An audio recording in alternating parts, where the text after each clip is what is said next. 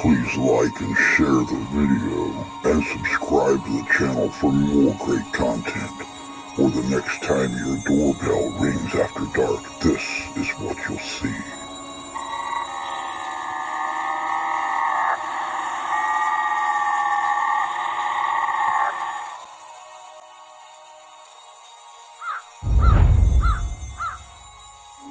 Hello, my pretties, and welcome back to the 35 Days of Halloween. Since starting this 2 weeks ago, we have told some of the scariest, most eeriest stories. We've even gone out on investigations. But when looking for these stories, we try to stay away from the mainstream. The Bigfoot, the Dogmen, the lake monsters. But every so often, a story comes around we just have to tell. Everyone is familiar with the story of the Mothman and the Silver Bridge over in West Virginia in the late 60s. But where did this story come from? When did this legend start? Stick with us today as we look at the origins of the legend of the Mothman here on the 35 Days of Halloween. Stay tuned.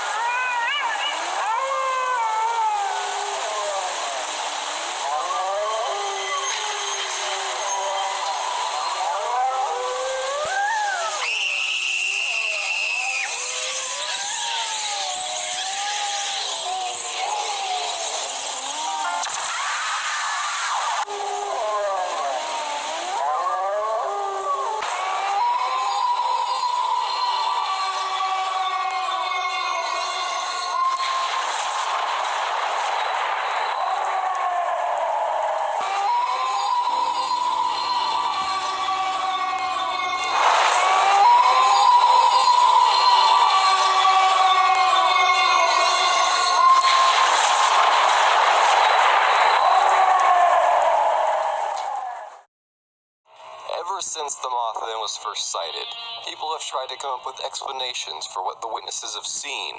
They suggest that instead of Mothman being a legendary creature, it is a simple, real-world animal being misidentified. The eyewitnesses disagree, and it is yet to be proven nor disproven what they've actually seen. Wildlife biologist Dr. Robert L. Smith at West Virginia University told reporters that descriptions and sightings all fit the sandhill crane. A large American crane stands on average 5 feet tall and has a 7-foot wingspan, featuring circles of reddish coloring around the eyes. The sandhill crane's call could be an explanation for the eerie and monstrous noise sometimes heard by witnesses. The bird may have wandered off of its migration route. There are no official sightings of such bird in West Virginia, although there have been many unconfirmed reports in the past. On November 19, 1966, a reporter named Rolf Turner printed an article in the Herald-Dispatch newspaper about his interview with Dr. Robert L. Smith. The article was called, "That Mothman, Would You Believe a Sandhill Crane?" Mason County Sheriff George Johnson also commented that he believed the sightings were due to an unusually large heron. Skeptic Joe Nichols says that a number of hoaxes followed the publicity generated by the original reports, such as a group of construction workers who tied flashlights to helium balloons. Nichols attributes the Mothman reports to pranks, misidentified planes, and sightings of barred owls and albino owl. He suggests that the Mothman's glowing eyes were actually red eye effects caused from the reflection of light from flashlights or other bright light sources, but the area still lies outside of the owl's unusual range. In 2002, we published an article about this on the March issue of the Skeptical Inquirer. Witnesses reject the idea of the creature being a sandhill crane. The bird is known for its long neck, a feature the Mothman does not have. The crane's proportions are also off. The Mothman is usually reported as 7 feet tall, or at least as tall as a man, with a much larger wingspan. Neither the sandhill crane or the barred owl can fly at the speeds of over 100 miles per hour like the Mothman did in the Scarberry and Mallet sighting. Various college professors tried to say that it was a stork or something dumb like that. And some people said it was a giant owl. Well, I've seen large owls, but I've never seen an owl that as big as a man. I just wish Dr. Smith could see the thing, said eyewitness Mary Mallet. Witnesses were shown photos of the sandhill crane and other birds, including even a pterodactyl, during the investigations in West Virginia. Eyewitness Tommy Urey had this to say. Wrong color, too skinny.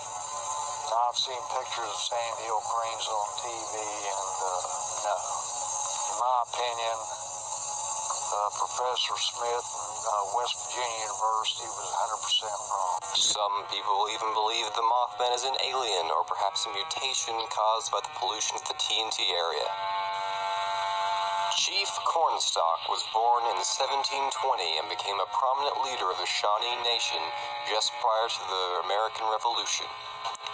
In the fall of 1777, Cornstalk made a diplomatic visit to Fort Randolph, an American front at present-day Point Pleasant, West Virginia.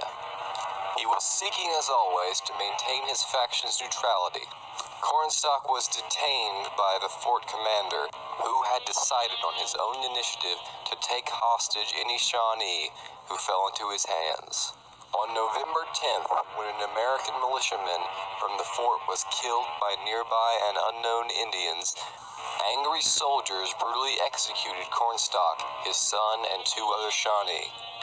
American political and military leaders were alarmed by the murder of Cornstalk. They believed he was one of the only hopes of securing the Shawnees' neutrality. At the insistence of Patrick Henry, then governor of Virginia, Cornstalk's killers, whom Henry called vile assassins, were eventually brought to trial, but since their fellow soldiers would not testify against them, they were all acquitted. In 1840, Cornstalk's grave was rediscovered and his remains were moved to the Mason County Courthouse grounds. In 1954, the courthouse was torn down and he was reburied in Point Pleasant. A local legend claims that he took his revenge in the 60s by sending the mysterious Mothman to terrorize Point Pleasant. Legends arose about his dying curse being the cause of the misfortunes in the area. Lore has it the Cornstalk spoke, saying, "I came to the fort as your friend, and you murdered me. You have murdered by my side my young son. For this, may the curse of the Great Spirit rest upon this land. May it be blighted by nature. May it be even blighted by its hopes. May the strength of its people be paralyzed with the stain of our blood." This event was later supplanted by local Mothman stories, though no contemporary historical source mentions any such utterance by Cornstalk. In the book titled Monsters of West Virginia, published in 2012, it is said that the curse was recently debunked as fiction for an outdoor play written in the early 20th century presented in Point Pleasant. The book goes on to say, a man taken by surprise and shot multiple times at point-blank range, and who was not killed instantly, probably would not be able to muster much consciousness for anything in his final moments, let alone the dramatic pronouncement. Some still believe that the fictional play could have been based on an already existing oral storytelling or even a true event. The Thunderbird is a legendary mythological large bird-like creature in the history and culture of the indigenous people of North America. The Native Americans consider it a supernatural bird of power and strength, and it is often carved as the top of a totem pole. The Thunderbird's name is said to originate from the belief that the beating of its enormous wings caused thunder and stirred the winds. The Mothman is often compared to the Thunderbirds because they are both large flying creatures that are sighted in America.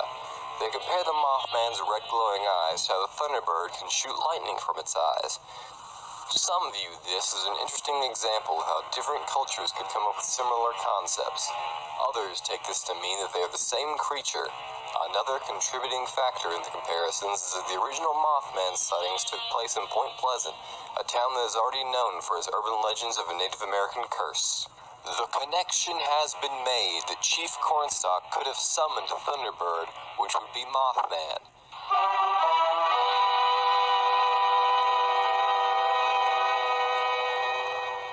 Yet another fascinating origin for West Virginia's Mothman. And now for some sightings. Police in the city of Charleston, West Virginia, received an excited phone call from Richard West at 10:15 p.m., Monday, November 21st, 1966. Patrolman D.L. Tucker handled the call. West insisted that a Batman was sitting on his roof next to his home. It looks like a man, about 6 feet tall, and has a wingspan of 6 or 8 feet. It has great big red eyes, West reported. The policeman asked the witness if the creature flew, to which he responded, straight up, just like a helicopter. In St. Albans, West Virginia, just outside of Charleston, Miss Ruther Foster claimed that Mothman appeared on her front lawn on the evening of November 26, 1967. It was standing on the lawn beside the porch, she told reporters. It was tall, with big red eyes that popped out of its face. My husband is 6 feet 1, and this bird looked about the same height, or a little shorter, maybe. She continued, it had a funny little face. It didn't have any beak. All I saw were those big red eyes. I screamed and ran to the house. My brother-in-law went out to look, but it was gone.